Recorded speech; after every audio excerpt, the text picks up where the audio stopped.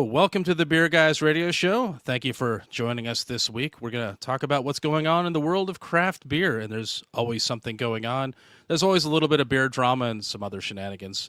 All good fun stuff.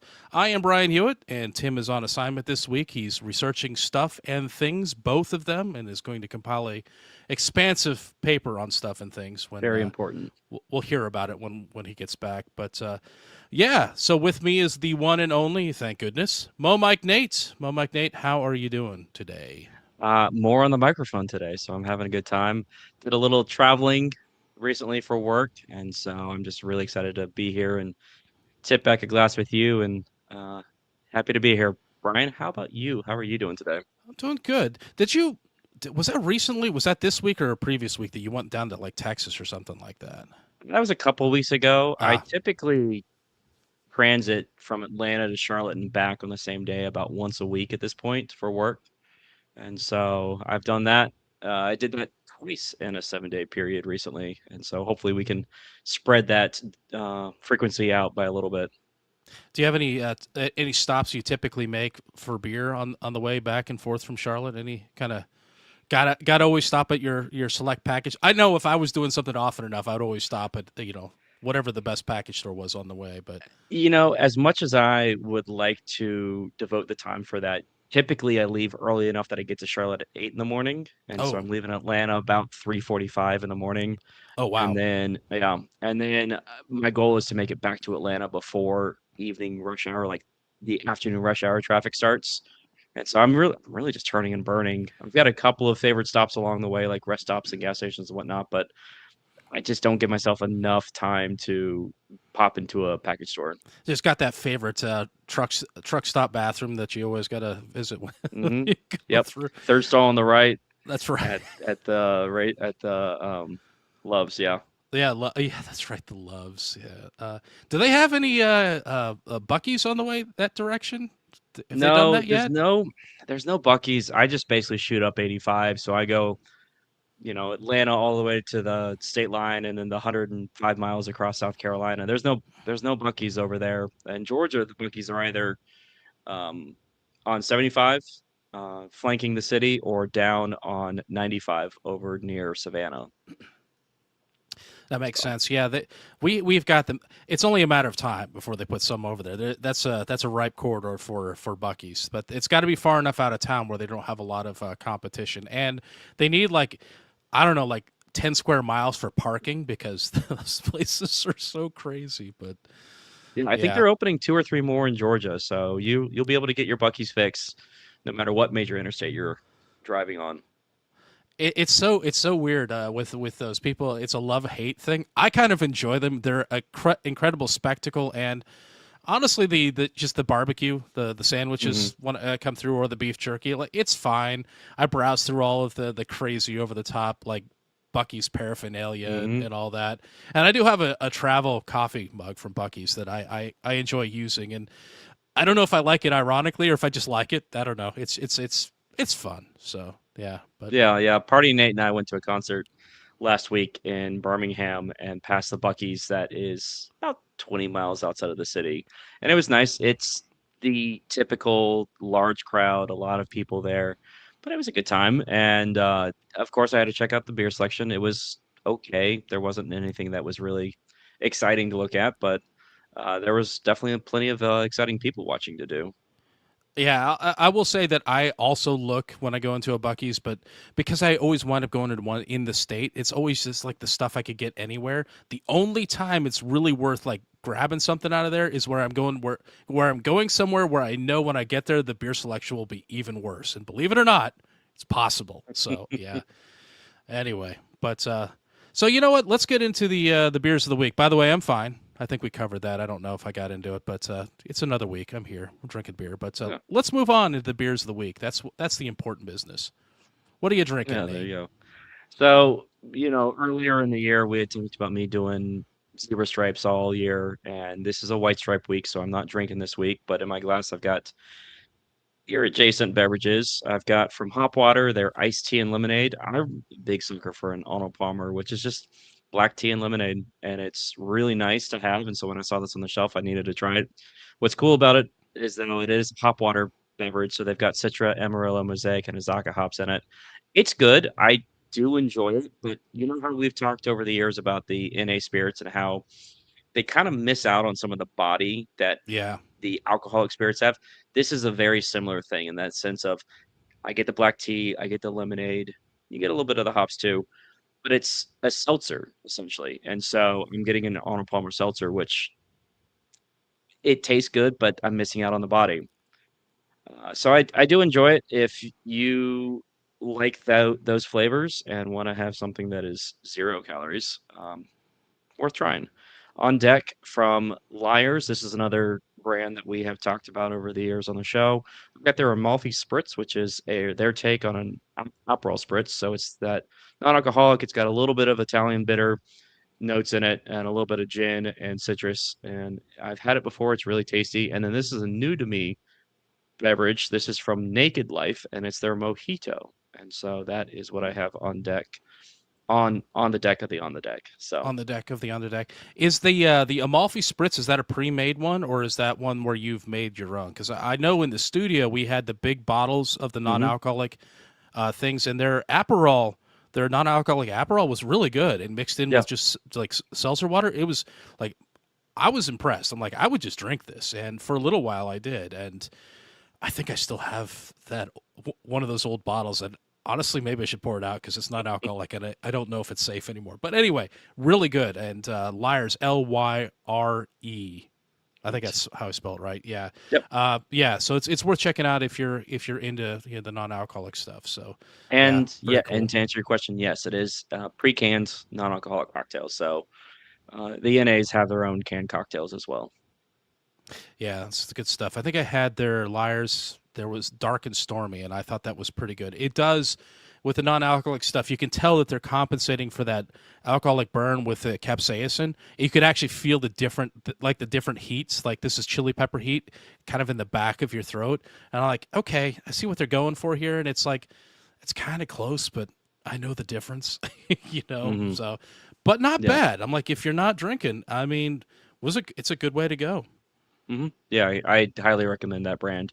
Brian, what do you have in your glass this week? Ah, yes, yes. I should talk about my beer as well. Yes, for my pregame, I got into Pabst Blue Ribbon Grillo's Pickles Edition, which is a pickle lager, and I like it a lot. I know that there's been differing opinions about it. I've seen other people checking into it online and saying, I guess this is, I guess this is accurate. I guess this is what it's grill build to be, but I don't know how to rate it, and I don't know what I think about it. I think it's great. I'm like, if you enjoyed drinking pickle juice, and I do, and I have to not drink too much of it because it's probably not really good for you. I think it's great, and it's a really good expression of pickle in it without being, in my opinion, over the top. It's easy. These have been easy for me to drink, and I'm actually thinking I might pick up another because when I drink one, I'm like, oh, that's great. I love that. I'm like, I could have another, in fact. So I might be in the minority on this, in just my love of this. But I've had other pickle beers that were a little too much, a little too edgy. This works for me. I think it's just light enough that it works. So anyway, I will quit glazing that and move on to what I'm drinking currently. I'm into Other Half's Green City, which is a New England IPA, and it's loaded with oats for a creamy body that's not too sweet. And they've achieved that. There is a creaminess to it, and is not an overly cloyingly sweet, juicy New England IPA. So it's really good. I enjoy that. I've had it before. I always buy this when I see it drop, and fortunately, it started dropping here in Georgia. So love that. And on deck, I've got Hop Butcher collaboration with RAR Brewing. It's called Impossible Bottle, and it's a New England double IPA with Peacherine, Citra, New Zealand Cascade, Rawaka, Simcoe Hyper Boost, and I think there's even something else in there. What was it called? Fresh Frozen Cryo or something like that. I don't even know what that is, but there is so much stuff in here. I think that's why they call it Impossible Bottle. So I'm looking forward to that. I've actually had it already. It's good. So yeah, it's So gonna be. is Peacherine just Peach and Nectarine's baby? Well, no. Well, I think it's a name of a hop, but I assume Oh, it's okay. named. I assume it's named for that concept of peach and nectarine together because I'm assuming that the flavors you get out of it are similar. I haven't looked into it, but I'm pretty sure it's a hop. Yeah, it's very interesting. Well, Brian, you got a Pabst beer in your lineup this week. Tell us why Pabst is also in the news. You know, it's weird that I didn't even think about that. I was gonna get I meant to do the Grillo's pickle beer last week, and then yeah, I guess it works out. Heck, I still have a Godzilla Pabst that's in my There you my go. fridge too. So anyway, yes, Pabst is calling it quits on Schlitz, the beer that made Milwaukee famous. After 177 years of production, or a little less if you count Prohibition, Pabst is discontinuing the brand for the foreseeable future. Schlitz, that is. The official announcement says they are putting it on hiatus, so this may not be permanent. The discontinuation is being blamed on increases in costs of shipping and storing of, quote, certain products. So it's an interesting way of stating it, because in commentary I've seen online, people have pointed out that they've used almost exactly the same words for other discontinuations. So it's a pretty unceremonious dumping of Schlitz, of like a historic brand. So very interesting. I should point out at this point that it is Schlitz Premium Lager that is on the chopping block. So if you're a fan of Schlitz malt liquor, you've got nothing to worry about. That isn't going anywhere, which actually find really funny. Based on some of the memes I've seen already online, I think a lot of people don't realize that Schlitz Premium Lager is a thing. They only think of Schlitz being the malt liquor, and to be fair, I kind of would probably be included in that group of people. But anyway, Schlitz Premium Lager is getting an unexpected send-off, though. Kirby Nelson, the brewmaster from Wisconsin Brewing Company, reached out to Pabst to brew one final farewell batch.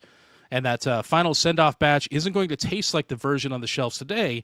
They're brewing it based on on the brewhouse logs from 1948 to replicate the beer and what it tasted like during its post-World War II golden era. It's a pretty limited release, though, and it won't be going into distribution as far as I can tell, or if it is, it's going to be very limited distribution for the area. So if you're in the area, you can pre-order the final batch starting today, the day the show drops. If you get some, do let us know how it is. Is it better? Is it worse? I'm like, what's it like? And Mo Magnate, did you ever drink Schlitz? Have you ever had that? I know you kind of ran a beer department, so maybe you encountered it at some point. So to be honest with you, I would be caught up with the memory of it. I didn't realize until looking over this article that Schlitz had a premium lager. I thought it was going to be the Schlitz malt liquor. I've had it once. Didn't want to go back to it. The malt liquor, that is. And it's just one of those things. You're in your 20s. The money's not going as far as you would like it to, and you still want to get yourself a nice little bevy. And I was going through a phase of malt liquors, and most of them I only had once because they're not great. You know, Um, yeah. I was thinking the same thing. I went through when I was living in an apartment with some buddies just out of college. We did 40s nights where we would yep. go to the convenience store. We'd grab a couple of 40s, and we were looking for anything. And Hmm. we weren't flush with cash, but we had a little bit of money. We were in the Northwest, and there was inexpensive craft beer to be had there. We didn't call it craft beer at the time, but it was basically that. But we knew what we were doing. Like it was a theme thing. So we did have Schlitz. The thing is I also think that I had Schlitz, but I think I had the malt liquor and not the premium Hmm. lager that they're discontinuing. So I was gonna say that I knew the beer, but wasn't a big supporter, hadn't been drinking it. So, but I don't even think that's true. I don't know if I've ever actually had just the lager, or if it was only just the malt liquor. But anyway, despite the fact that I wasn't a big proponent of it, wasn't drinking it all the time. I've been looking around. I saw the article. I don't know. It might have actually been late last week, and I looked around over the weekend trying to see if I could find a little Schlitz. I'm like, you know what? I'm gonna get some. I'm gonna drink it. I'm gonna give it a proper send off because I respect a brand that's been around for 177 years. There's a reason for that. Hmm. They were good. They may still be good. I don't know if I've with the current lager, but yeah, give it a shot. But have you looked around? If you find some, will you get it, or will you just kind of like, yeah, that's a shame, and just move on with your life? To be honest with you, I would absolutely get it. I don't think I'm gonna take time out of my day to go looking for it, but if I go to a liquor store, I'll look around for it. It's one of those things though, like again, until recently, I never would have left the cooler door that had 40s and the tall boys, the 25-ounce cans. So I'd have to start digging. But I mean, shoot, the last time I was at the package store, I bought a 12-pack of Coors Banquet and Miller High Life. So I definitely would enjoy a classic American premium lager if I could get my hands on it. We're going back to a point where we respect these things, where Hmm. the macros don't seem.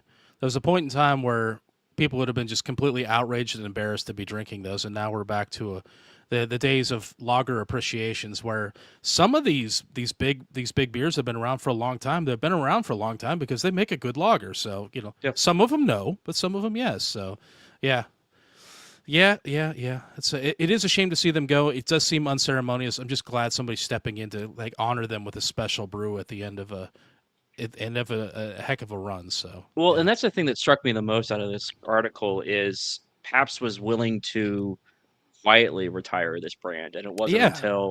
it wasn't until Milwaukee Brewing Company realized what was actually happening that they started raising some fuss about it. And I'm glad that they did because the people that like this brand that all of a sudden were going to be like, oh well, this thing's always been on the shelf for generations, and now it's no longer there, which be left wondering. And so it's cool that, and it's also cool that they're going to double down and the final send off is going to be that 1948 recipe. That would be really cool is to be able to try a modern day brewed example and then the last batch of that historical brewed example and see how the taste differ side by side. I was thinking about that. I was thinking like this guy is he's going over there from Wisconsin Brewing Company. He's the brewer there, and I'm like he's getting access to this, and they're going to stop brewing the beer. Is he going to like mentally remember what went into that and say, hey, we're going to make our own version of this and sell it out of our tap room? And you don't have to call it Schlitz. You can call it Schlippery or something like that. Whatever something, and just tell people like this is based off a vintage recipe of Schlitz from back at the golden era. That would be cool, and that's something that craft beer excels at. I love that stuff. Reclaiming history or something like that, or reviving it. So, yeah, who knows? They're not saying they're not selling off the brand and all that. They're just it's hiatus, so maybe this will be back. Who knows? And there's been when looking for news for this show, I got to tell you, there were pages and pages and pages of articles, headlines about this. I I don't think I've ever seen so many headlines about anything beer related. It was very difficult to get through. So I think they're going to find out that there's going to be a lot of outcry about this. I don't know if it's going to lead to them bringing it back and then there being enough sales to support the brand, but there's a lot of outcry about this. So more so than Anchor, I think. Yeah. Well, talking about changes in the brewing world, with you being from the Northwest, Brian, have you ever heard of Cloudburst Brewing? I have, in fact, and I'm well aware of them by reputation. I don't know that I've ever had one of their beers, but I know that they did really well. I want to say they did really well in a competition, or we heard a stat about how much they were growing or how they were killing it out there. And I tried very hard to get them on the show years back when we were still on the radio. We had a station in was it That's right. Tacoma? I think is what it was. And so that might have been the reason we were told about them. Like we should get them because people in that area would love to hear about it. I reached out. I talked to people there. I tried really hard. Unfortunately, never did. Yeah, get anybody on Mhm. there. But I'm aware of them. I've been kind of like casually following their progress. But since you mentioned that, and the mergers and acquisitions portion of the show is so strong, we have to bring this up. This week we have learned that Seattle's iconic hop heavy Cloudburst Brewing is being acquired by their friends at Bale Breaker Brewing Company, and I believe that's in Yakima. But if that matters to people listening, that's Washington people will know that. Anyway, I don't know the Seattle beer scene that well, but Kendall Jones from Washington Beer Blog calls us a feel good acquisition that's unusually wholesome and positive, and those are mostly his words, me paraphrasing them a little bit. The owners are actual friends, and this was like a handshake deal, and it may have even been made around the kitchen table while they were drinking beers together. So I guess they hang out a lot and go skiing and things like that. So if you're a fan of Cloudburst, don't worry. For the immediate future, not much will change. Cloudburst will still brew in Seattle and still do self-distribution to accounts around the city, and they're also keeping their existing crew. Apparently, not much is changing in that regard. As for why this is happening, according to Cloudburst's founder Steve Luke, it's been a decade of all gas and no brakes, and he's facing rising costs, shrinking margins, and slowing beer demand, which is kind of what everybody's facing right now for the most part. And that meant that some big decisions needed to be made. So at the same time with all this, his wife got a job in New Zealand. So he decided it was time to get out and go to New Zealand, which is what you do in a situation like that. You just go off to New Zealand. Of course, New Zealand is well known for hops, and they do have their own craft beer scene. So the chances are pretty good he won't be out of the industry for long. I don't. There's no announcement as to what he'll be doing when he gets there. I think it's just the point is he's going there. So yeah, it looks like Cloudburst is in good hands for now, though. So if you're a fan of theirs, be happy. I think it's definitely better than it could be. With people getting out of breweries these days. So the sales are a little hard sometimes. Yeah. It's we talk all the time on the show about how tough it is to be a brewery owner in this industry. And but it's nice when stories like this come out where guys wanting to get out, he wants to be able to catch his breath for a moment. And instead of being sold off to a outside the country investor, or even shoot, even an outside of your state investor, Yeah. the fact that it's going to somebody who's well received within your own zip code is really nice to hear, because I think they're going to be more involved or more invested in the success and keeping it local. Yeah, I think so. And I was just noticing when I'm reading through this, like a lot of the wording is very similar to what we've seen in terms of buyouts recently, because we've got a lot of cherished brands that are getting sold, bought out Mhm. because of various financial issues and other things like that. And I do like that the people buying them out have some respect for them and are promising to like cherish the legacy and keep them going is close to like Trumer Pills and other things like that. Keep them operating the same way that they have been. Keep people, served the same way. Keep the beer the same. So I think there is definitely a preservation mode that people have gone into now, because there have been breweries that have just shut and they're gone. I'm like, and then Mhm. there's other stuff we've seen historically. Something gets bought out and they get gutted, and there's almost nothing left to the brand other than like their name is technically on a can of beer that is produced in a completely different state, and it still gets distro in your state, but is it I don't a lot of times like maybe it's similar, but like there's hardly anything left that's what you originally liked about the beer. So yes, I like seeing that people are like, let's preserve this. Let's keep what's good about this, and work out the business angle to make this a more survivable thing, and just get past the rough time we have going right now with beer. So yeah, it's nice to see. It is nice to Yeah, see. and the fact that that message is coming out of the buyer's mouth and not the seller's mouth, that's the most critical part of all of this. And yeah, I mean, change is hard, change is hard, change is scary. And so when brewery ownership changes hands, as a loyal customer of theirs, I'm sure you're a little more than concerned about what's the future is going to look like. But it sounds like for Cloudburst, it's in safe hands. Yeah, I think so. I think so. All Well, right. Brian, in this next story, it's all about a thing about beer that I know nothing about. Can you tell us what is wrong about Gruit? Groots. Yeah. Oh, I Roots. thought with Oh, your home, I thought with your home brewing. I assume I'm saying it right. You know what? It's European, so it's possible I'm saying it wrong too. But I thought with you having done all the home brewing you've done, you would have been no, familiar with Groots or Gruits, if I you, don't know. you want to call it Yeah, that. I don't know. Yeah. So all right, all right. So you wouldn't be falling into it, but the point is we're basically all wrong in what we think about Groots, and yeah, I couldn't tell you the last time I actually had one a Groot, but it does come up in conversations a fair amount when you're talking with homebrewers, except Mo Mike Nate. He doesn't know anything about it, but generally speaking, when people talk about Gruit, Gruit, they are talking about the historical beers that were brewed before people started using hops. That's what they mean. And usually there's some reference to bog myrtle or mugwort or some other exotic Harry Potter sounding herbs that, yeah, all that kind of thing.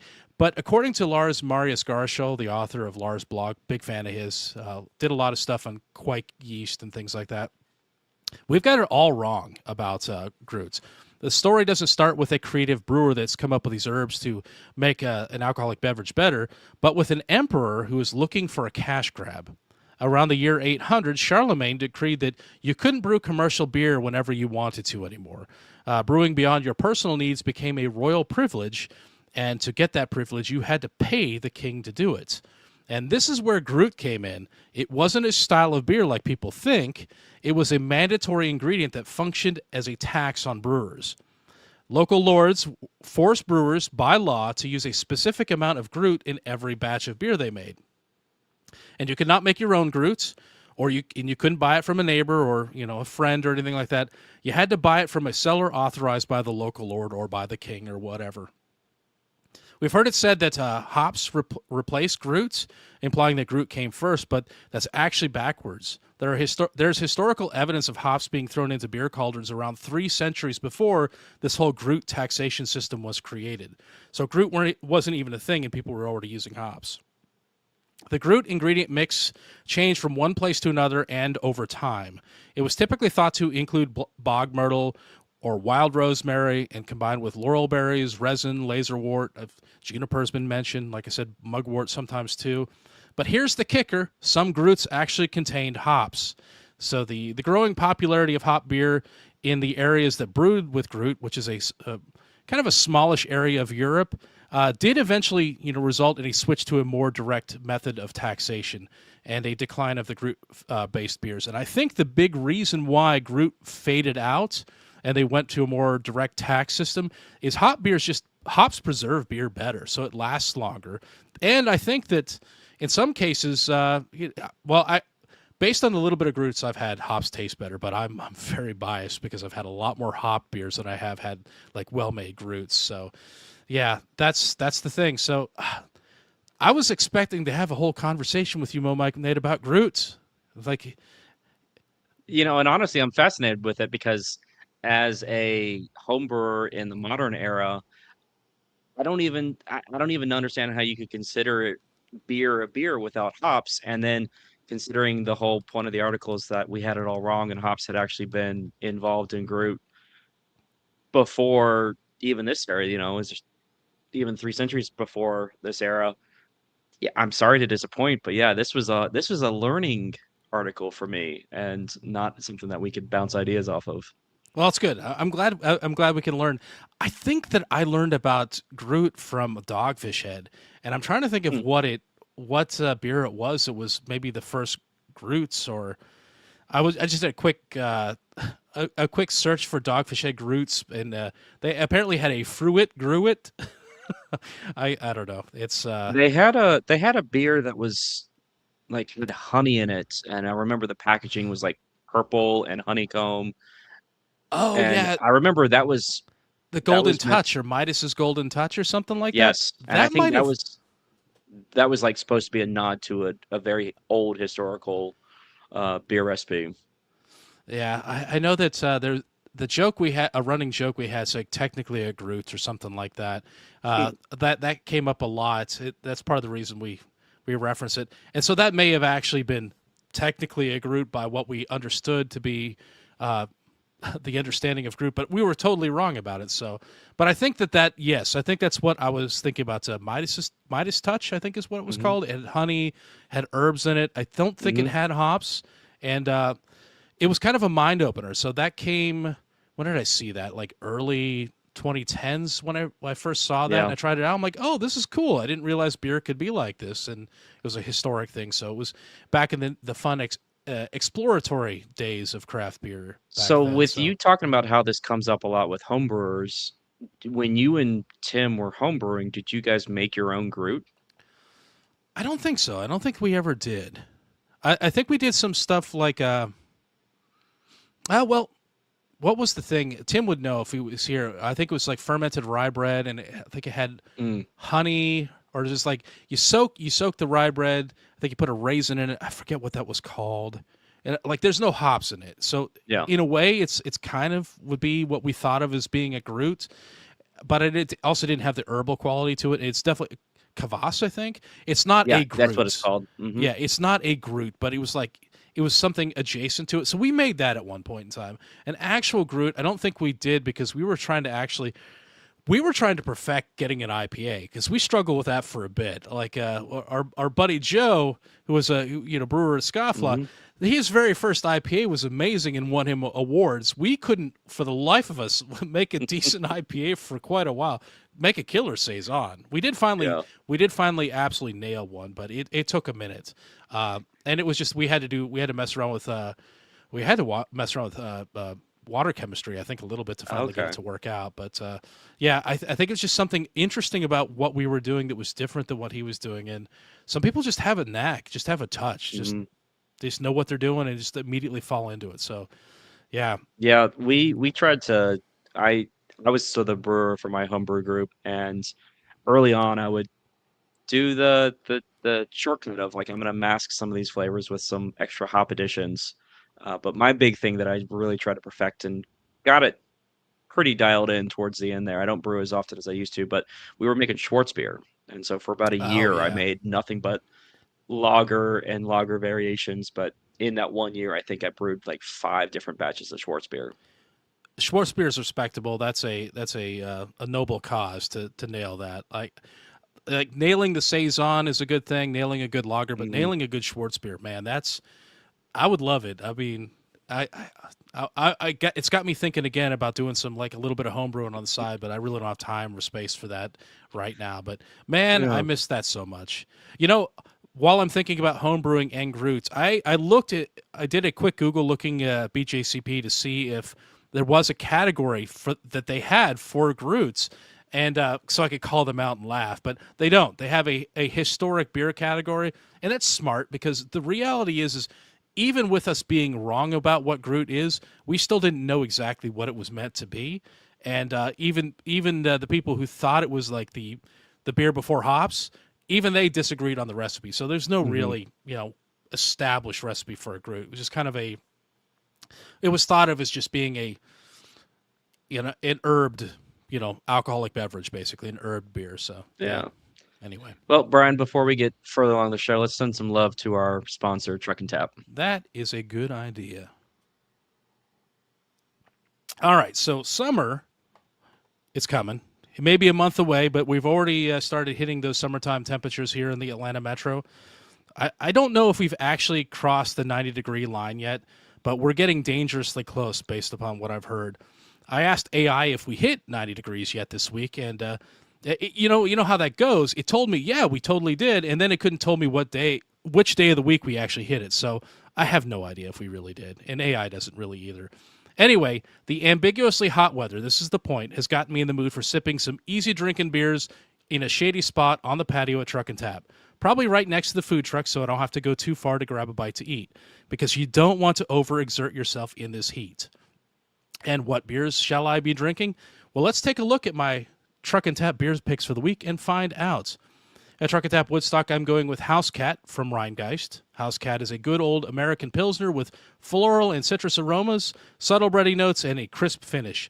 It's a beer that was designed for summertime drinking, and it would be foolish not to get one. So I'm going to do it, and I'm going to recommend that you do as well. At the Duluth location, I'm getting Variant's Cloud Forager, which is a New England Pale Ale. I know what you're thinking. Hold on, that's a hazy juice bomb, right? Hear me out. It's a pale ale. It's coming in at just 5%, and it's all about intense citrus and resinous flavors from citra hops. And it's also described as being crisp on Untappd. So I haven't had this one before, but it sounds like it'll be very refreshing, and I trust Variant. They make good beer, so I'm sure it's going to be amazing. At Truck and Tap Alpharetta, my pick is Bright Minds from Six Bridges. I've been on a bit of a watermelon kick lately. I had a watermelon cocktail last weekend, and I enjoyed the heck out of the watermelon flavor. It was very ripe. It was very fresh. It's got me thinking about watermelon a lot. So it's kind of hard to pass up a light guava watermelon wheat ale, which is what this is. And Six Bridges does good things with fruited beers, especially their fruited sours. And finally, at the Lawrenceville location, I'm going with Active Low from Halfway Crooks on the side pull tap. Active Low is a great German Pilsner made from both German malts and hops and conditioned for an extended period of time, an extended stay on yes, in barrel somewhere. I was going to say on wood, but like I'm thinking of a previous beer. So this conditioned for an extra long time. So yeah, I lost track of where I was at. But I've had active low a number of times, and you can't go wrong with this one when you're drinking on the patio. It's a great beer. I've had it. I've actually tried this out in their beer garden in the summer at Halfway Crooks. So I know this works. And there you have my beer picks for the week. Get out there and have a beer or two. As always, if you'd like to see the full tap list before stopping by, take a look at truckandtap.com. The taps do change quickly. You never know what great new beer might go on and which of these might disappear. And if you'd like to see what food trucks are serving and what events are happening, like trivia, karaoke, cocktail specials, they'll have them, live music, etc. You can find that at truckandtap.com. Everything you need to know can be found at truckandtap.com. So check that out. And thank you to Truck and Tap for your support. Thank you, Truck and Tap. Well, Brian, we have the story a little bit ago about this brewery in Norfolk, Virginia that is recently in the headlines. Let us know what's going on with them. Yeah, yeah. So they've been in the headlines. I don't know. I don't remember if we talked about this when it happened, but I definitely was following it because it's a little bit of juicy drama. But about a year ago, a brewery called Armed Forces Brewing closed up shop in Norfolk, Virginia. They had only been open for about a year, I guess, but in that time, they apparently made a bunch of enemies, including people on the city council. And when you make enemies with city council, that's just never going to go well. But so the CEO was widely quoted as saying that they were shut down by, quote, a local woke mob. And again, that's gonna bait people. It was mildly interesting beer drama at the time, but not really something I paid too much attention to. It was like a localized thing. Well, this week there's a new hazy and juicy chapter to this beer drama. People are getting sued. So, yes, Armed Forces Brewing has filed a civil lawsuit against craft beer professionals founder Andrew Copeland, his business, and his wife, along with several other Virginia residents. The claim is the defendants were involved in organized tortious interference campaign against the brewery. So, tortious interference, in case you don't know, and I only barely knew what this was, is when a third party wrongfully and intentionally disrupts somebody's business relationships.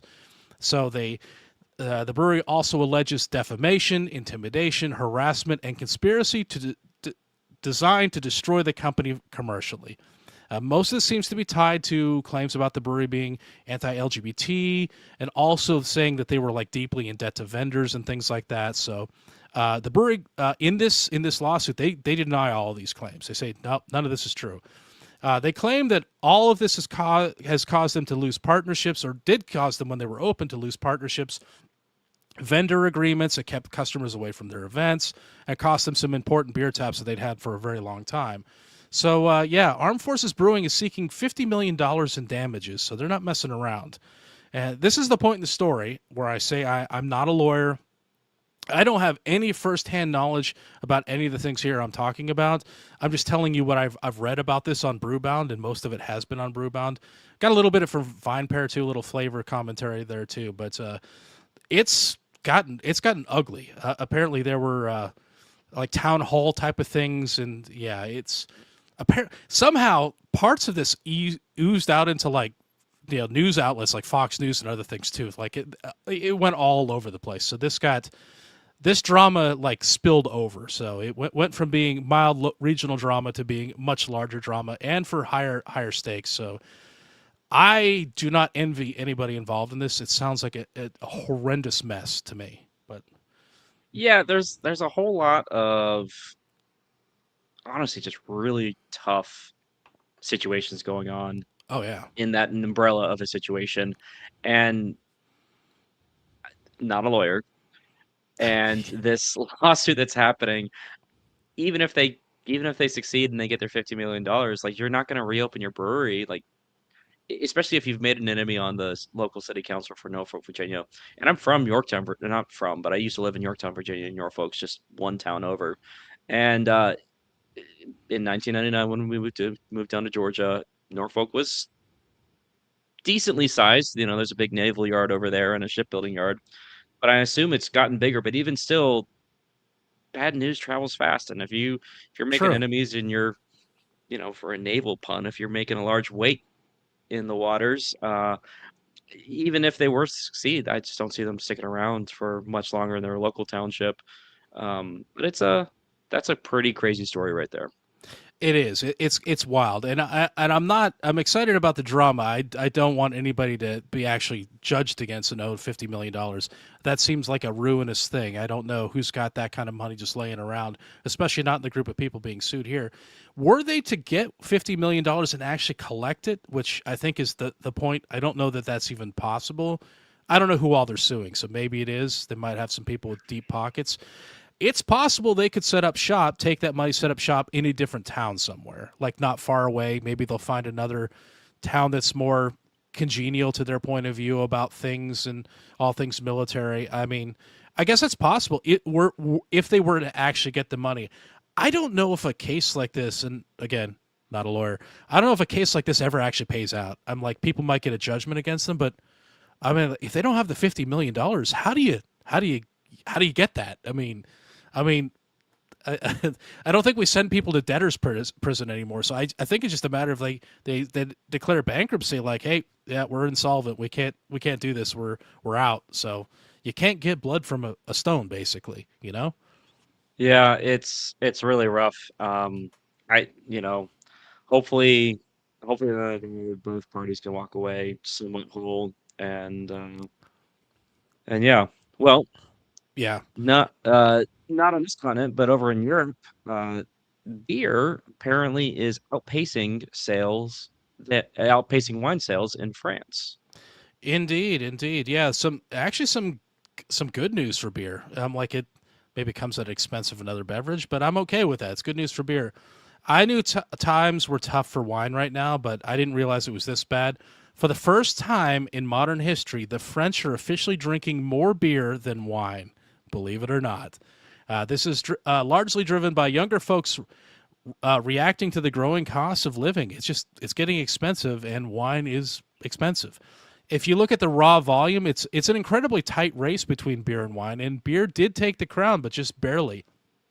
So last year, the French drank 22 million hectoliters of wine, and I believe that translates to about 581 million gallons. And they drank 22.1, so 22 versus 22.1 million hectoliters of beer. So zero point 0.1 more of beer. Hooray, beer.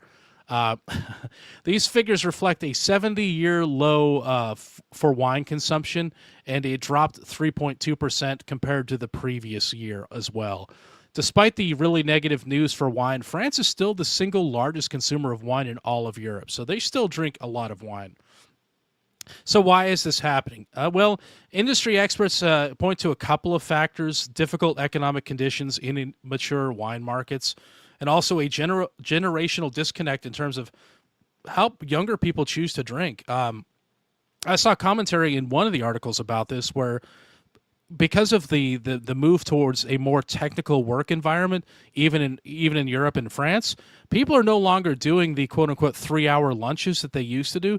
People don't sit down and have a proper meal midday in France anymore, which I guess was typical. So when you're not doing that, you are not opening up the bottle of wine with your lunch. That right there cuts your wine consumption in half, probably. If you're drinking a bottle of wine at lunch with some friends and then a bottle of wine at dinner with some friends, like that's a big cutback. So part of it's lifestyle change, but yeah, and it's not just France either. On a global scale, the overall wine consumption has dropped to a 60-year low.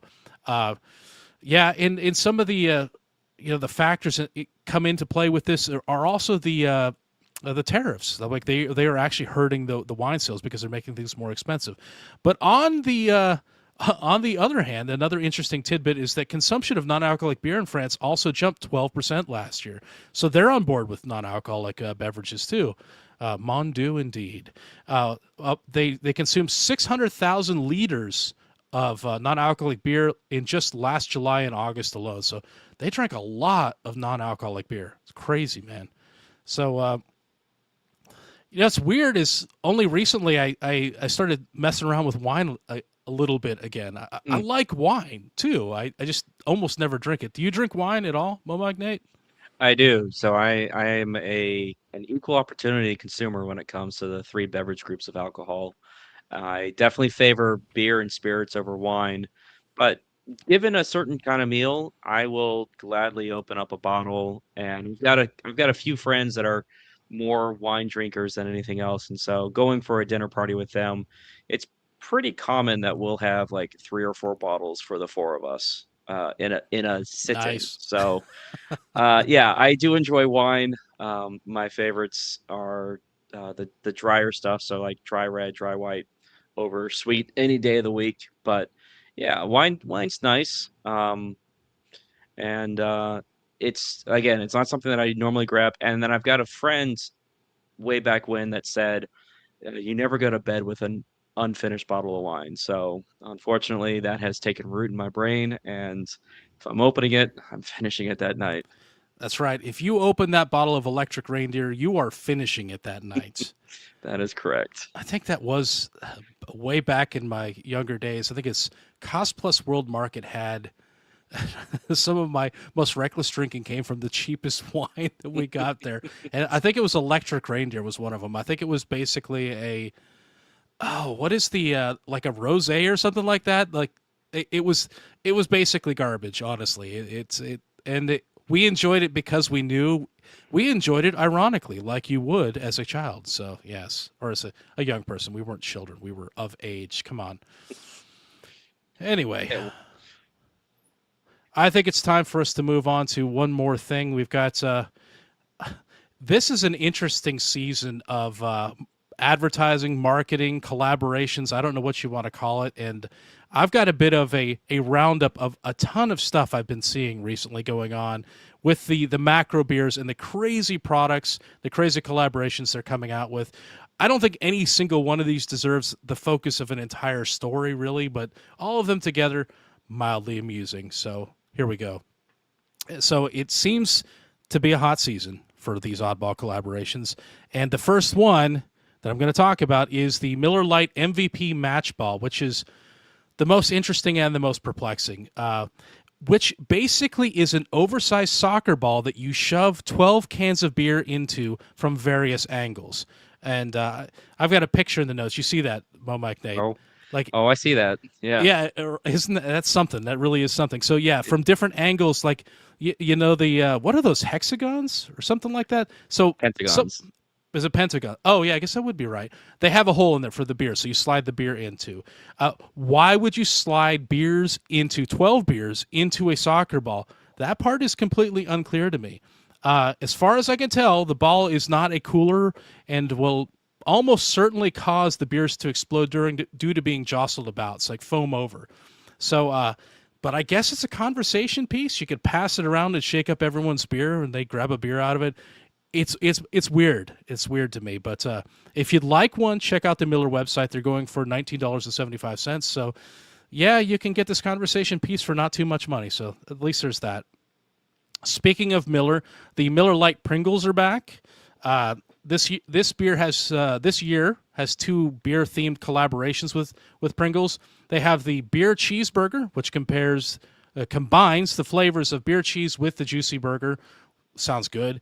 They've got a beer braised steak as well, and that features the char grilled steak flavor with notes of umami and black pepper, balanced by the hop forward malted character inspired by Miller Lite, which I think is a safe way of saying that there's no actual beer in this. So they found flavors that are reminiscent of Miller Lite. Oh, probably those Miller Lite drops that they sold years back. So you could drop it into another beer and turn it into Miller Lite. So unfortunately, there's no beer can chicken this year. That was a collaboration last year. There was also like a beer brat one. I forget. There were like three of them, and I can't remember what all of them were. One of them was pretty good. The other two were so-so. But you'll start seeing these in stores probably around sometime in June. So keep an eye out for that. Coors Light is doing something similar. They're collaborating with Cheez-Its on beer cheese-flavored crackers. So beer cheese apparently is a hot flavor this year. There's no word on when these will become available, but apparently they appeared briefly on Target's website. A lot of people reported it, got really excited, and then it disappeared immediately. And I don't know if anybody actually bought these, but I think it revealed that they were planning to do this. So I don't. Coors Light Cheez-Its. I guess I'll try that. Beer cheese? I mean, yeah. But all right, so Molson Coors also has just introduced the Just Bring the Beer luggage collection, which is fun, just in time for the summer travel season. They're calling it the world's first line of insulated travel gear designed to transport your favorite chilled brews to the beach, backyard, and anywhere in between.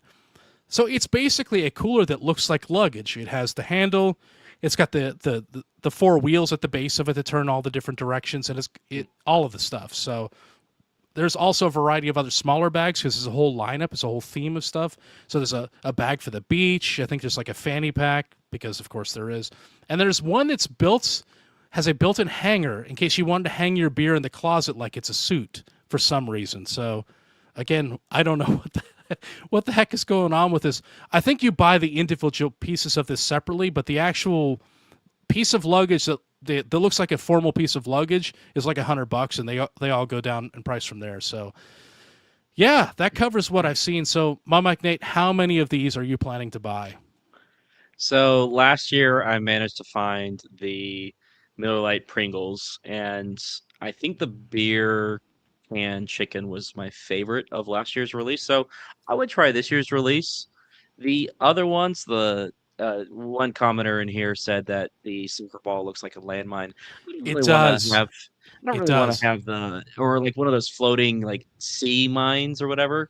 I don't want to have a ball that I can shove 12 cans in different angles. It doesn't even, like you said, it doesn't even keep them cool, so it's just gonna explode. No. So that's no.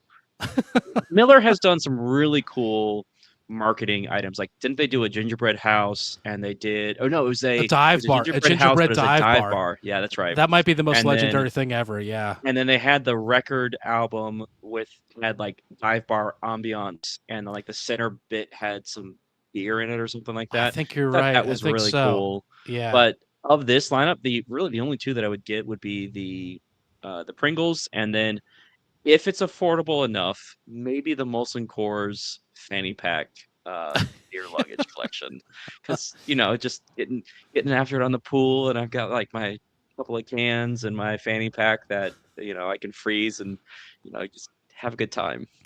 I want the one that can hang up like it's a suit in my hotel room for no reason at all. Again, no refrigeration. It's just like it's got sleeves you can put beer in, so you can hang it in the closet. Where I guess maybe some places have refrigerated closets. I don't know, or maybe you can hang it in the fridge. I don't know. If No, you've heard of refrigerated closets, you might be one of one on that one. yeah, Um, but that's a five besides, percenter type of thing. yeah, correct. Besides the closet beer suit, any of the other marketing materials that you'd be willing to part Oh, I'm money gonna with? look around for the Pringles. If I see those, if I see the Cheez-Its, I'll probably buy either one of those just to try them out and see how they are, just because they're beer themed and it's something I can mention on the show. They're fun. The Pringles were cool because some of them were actually pretty good and some of them weren't, and a few of them like, oh, I really can taste what they've done here. So it is impressive what basically, honestly, laboratories can reproduce like flavor wise, because that's really what this is. They're not really doing beer stuff, but it is fun to see like they can make this chip taste like beer can chicken or a pepperoni pizza or any number of things. Kimchi. I've had Yep. kimchi stuff. I'm like, is it really kimchi on there? Probably not. It's probably interesting, quote unquote natural flavorings, which debatable what that natural means, but yeah, yeah. But well, I think that about wraps it up. Do you have anything else that we need to talk about, Mo Mike Nate, before we call it a day? No, I think we're good. All right. So, yeah, like I said, that wraps it up for the show this week. Thank you for hanging out with us. We hope you had a good time. If you did have a good time, we hope you'll support us by telling a friend about the show and subscribe if you haven't already. You definitely should do that. And if you really, really enjoy what we're doing here, we'd appreciate your support on Patreon. Just head over to patreon.com/beerguys. There are all kinds of fun perks, including access to our Discord server where we talk about beer and all kinds of other things all week long. Pringles, yeah, Pringles, that sort of thing. Grillo's pickles. I'm getting all this mixed up. But and we do have an after party after each show for our Patreon supporters. We have them come on. We have some beers. We talk shop with them. So we'll be doing that again this evening. So, yes, with that said, we hope you have a great week. And don't forget to drink local. Cheers.